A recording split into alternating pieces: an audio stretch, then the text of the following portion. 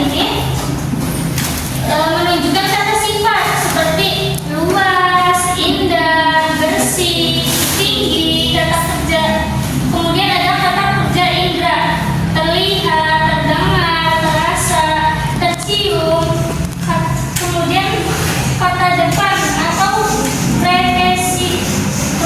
proposisi, yaitu di, ke, dari, dan pada.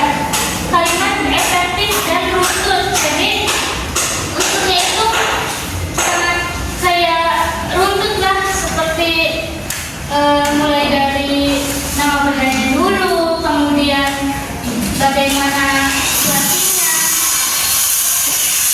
Nah, kemudian nanti kalian akan menebak isi yang ada di dalam box ini ya. Nanti kalian akan membuat teks deskriptif. Nanti kalian akan membuat teks deskripsinya. Langkah-langkahnya yang pertama,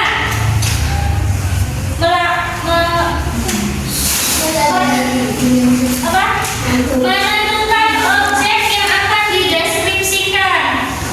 Jadi ditentukan dulu apa yang mau dideskripsikan. Kemudian melakukan pengamatan langsung atau melalui gambar.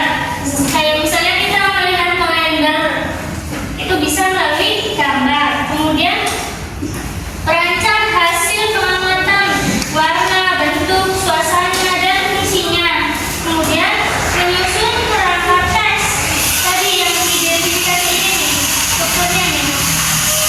Kemudian menulis dengan bahasa yang jelas dan struktur. Nah, contohnya ini, taman sekolahku. Taman sekolahku terletak di depan ruang guru. Taman itu tampak hijau dan tertata rapi. Di taman tersebut terdapat berbagai jenis bunga seperti mawar, melati. Batu-batu kayu tersusun di pinggir taman. Udara terasa sejuk dan nyaman sehingga banyak siswa yang suka duduk dan membaca buku di sana. Nah, kalian sudah mempelajari apa itu teks deskripsi. Sudah paham? Sudah paham? Kalau paham, kita akan main meraba benda, tebak benda yang ada di sini. Ibu siapin dulu ya.